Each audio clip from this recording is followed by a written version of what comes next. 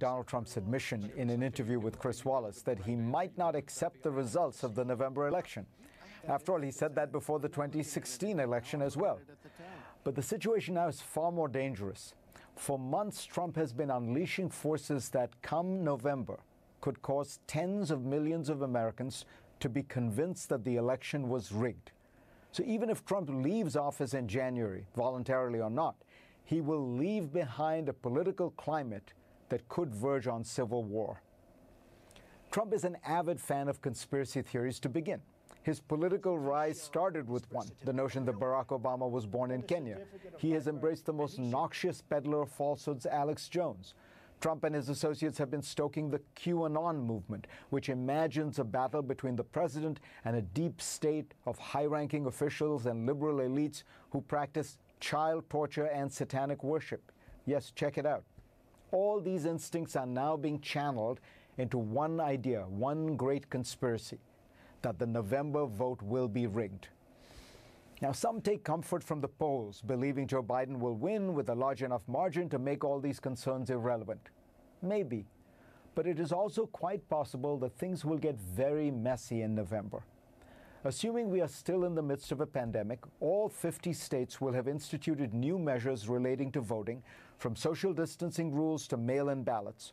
Norm Ornstein writes in The Atlantic, the combination of fewer polling places because of the pandemic, the need to space out voters in lines, and fewer poll workers could turn November 3rd into a disaster that spirals into January. Imagine that on the night of November 3rd, backed-up polling sites turn away voters and several states have large enough stacks of mail-in ballots that they cannot announce their results immediately. Imagine that some procedures or ballots are contested. Imagine that this ends up in courts around the country. Now, by December 8th, each state is supposed to decide which party's slate of electors will cast that state's electoral votes, reflecting the official ballot tally. But what if that tally is unclear or disputed? Jared Cohen, the author of Accidental Presidents, points out that the election of 2020 could prove to be a toxic combination of the elections of 1876 and 2000.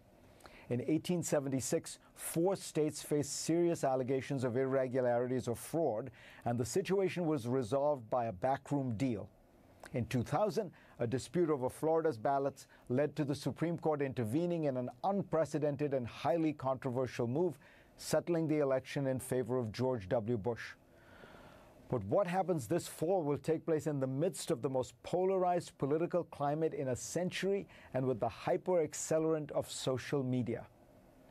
Now add to this scenario the most worrisome element, the conspiracy theorists who have already been peddling fear and suspicion of the establishment and specifically warning that the election will be rigged.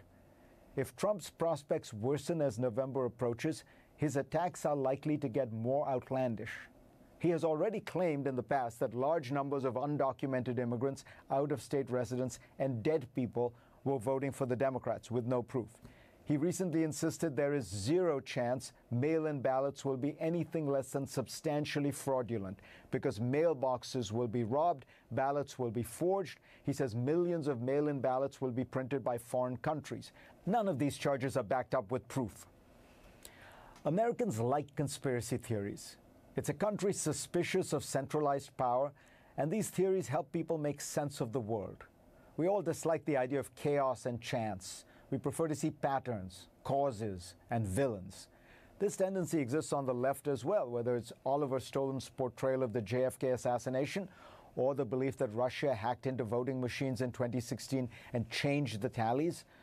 But there is an important difference between the 2020 candidates. Trump revels in conspiracy theories. Joe Biden does not. One of America's greatest legacies to the world has been the peaceful transfer of political power. When John Adams left the White House in 1801 and Thomas Jefferson was sworn in as his successor, it marked the first time in modern history that political power changed hands between two rival parties competing in an election. It is that precious legacy that Donald Trump is endangering with his conspiracy mongering about rigged elections. For more, go to CNN Go to watch my recent special, Donald Trump's Conspiracy Theories, or read my Washington Post column. And let's get started.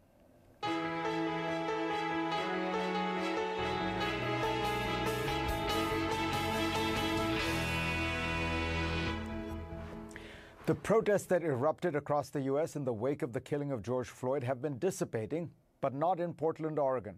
For almost 60 nights now, citizens have come out to protest racism and police brutality.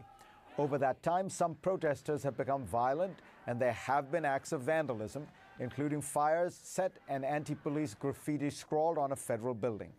Several weeks ago, President Trump, not happy with the unrest, sent in federal agents. Video has since emerged of these feds shooting a protester in the head with rubber bullets, beating others, and pulling another into an unmarked van. Trump has since said he could send 75,000 such agents to cities across the country to counter crime and unrest, he says.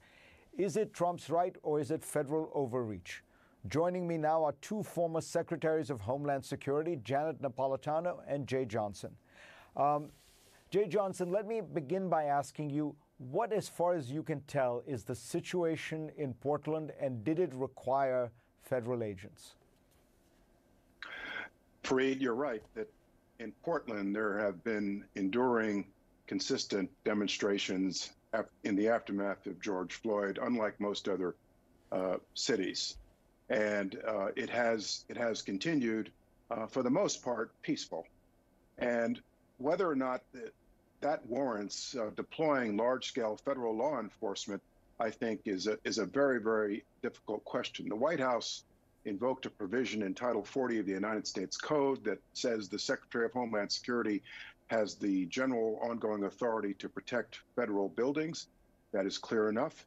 That is done principally through the Federal Protective Service, which Janet and I know well. But beyond that, deploying large-scale federal law enforcement to the streets of Portland, I think one has to ask, it could be unduly provocative and actually make matters worse. And I think once you do that, you begin to get on questionable federal ground. Janet and I could probably come up with very compelling circumstances to deploy federal law enforcement to a major U.S. city to protect civil rights or to enforce federal law, but this seems to be a real challenge to me, particularly if the mayor and the governor and local law enforcement are not requesting it.